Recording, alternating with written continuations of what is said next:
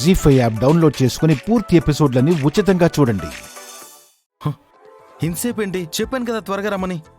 మీకేం బాబు, మగ మహారాజులు ఈజీగా ఆర్డర్లు వేసేస్తారు. కానీ మాకు అడుగడుగునా బార్డర్లే. ఏంటో విచిత్రం, మొగుణ్ణి కలవడానికి కూడా ఇలా అడ్డదారిలో నడవాల్సి వస్తోంది. దాన్నే అడ్వెంచరస్ గా ఉంటుందని, దీన్నే పరిస్థితులను బట్టి నడుచుకోవడం అని అంటారు. సమ్ టైమ్స్ తప్పదు. సరే, ముందు విఠల్ ఎయిర్పోర్ట్ లో దిగగానే నేను నాగవల్లి మనిషిగా వాడికి పరిచయం అవ్వాలి. అక్కడి నుంచి మన ఆట మొదలు పెట్టాలి. ఏమంటావు? నేనేమంటానో తర్వాత, కానీ ముందు తమరు ఈ కాఫీ తీసుకోండి. కాఫీ? ఉదయాన్నే శ్రీవారికి నా చేత్తో కాఫీ ఇస్తే మరింత చురుగ్గా ఆలోచించి ఆ విఠల్ గాన్ని ఈజీగా బురుడి కొట్టిస్తారని. తీసుకోండి. కాఫీ వేడిగా ఉన్నప్పుడు తాగినప్పుడే బాగుంటుంది. ఒట్టి కాఫీయేనా? ఇలా వేడిగా స్వీకరించేవి ఇంకా బోల్డ్ ఉన్నాయనుకుంటా. కన్నయ్య, నిన్ను ముందు ఈ కాఫీ సంగతి చూడు. మిగతా వాటి సంగతి చూడ్డానికి ఇంకా చాలా టైం ఉంది. తీసుకో.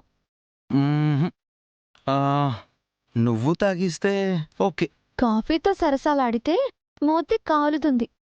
నువ్వే తాగు. ఏం చేద్దాం, తప్పదు కదా.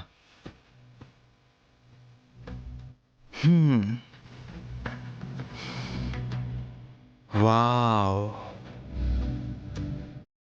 ఏంటి చైత్ర ఈ కాఫీ సువాసన? ముక్కుకి మోక్షం లభించినట్టు ఒక రేంజ్లో ఉంది.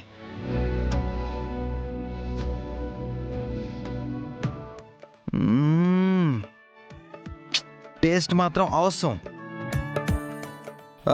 ఒక పని చేయి, ఇక మీదట కాఫీయే కాదు, ఫుడ్ కూడా నీ చేతులతోనే వండి నాకు వడ్డించాలి, అప్పుడప్పుడు తినిపించాలి కూడా. అబ్బో, శ్రీవారికి ఆశలున్నంత విరివిగా ఈ ఇంట్లో అవకాశాలు కూడా ఉంటే ఎంతో బాగుండేది. అమ్మేదైనా అంటుందనే కదా, అమ్మకి తెలియకుండా ఏదోలా మేనేజ్ చేయి, సరిపోతుంది కదా. ఎలా మేనేజ్ చేసినా విషయం అత్తయ్య గారికి తెలిసిన రోజు మనం తప్పు చేశామని తల దించుకోవాల్సిందే కదా.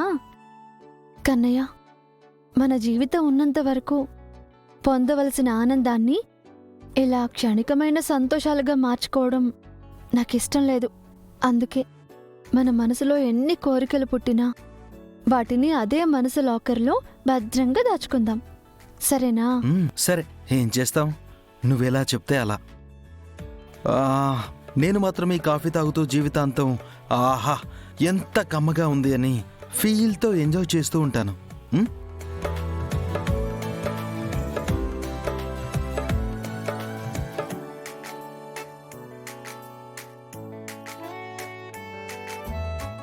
జీ5 యాప్ డౌన్లోడ్ చేసి అన్ని ఎపిసోడ్స్ పూర్తి ఉచితంగా చూడండి.